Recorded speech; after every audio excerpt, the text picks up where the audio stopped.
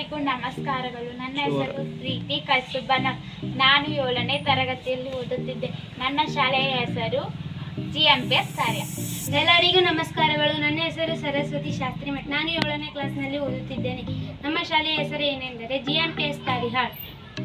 ಬನ್ನಿ ಫ್ರೆಂಡ್ಸ್, ಪ್ರಯೋಗ ಪ್ರಾರಂಭ ಮಾಡೋಣ. ಈ ಪ್ರಯೋಗದ ಹೆಸರೇನೆಂದರೆ ಹಾಲಿನ ರೀತಿಯಲ್ಲಿರುವ ಸುಣ್ಣದ ನೀರು. ಈ ಪೈಪನ್ನು ಈ ಗ್ಲಾಸಿನಲ್ಲಿ ಎತ್ತೋಣ, ಅಂದರೆ ಉಗೋಣ.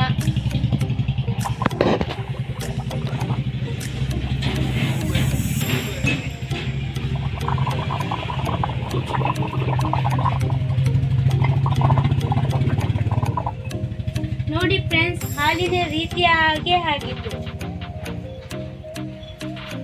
ಪ್ರೀತಿ, ಹೀಗೆ ಆಗಲು ಕಾರಣವನ್ನು ತಿಳಿಸು.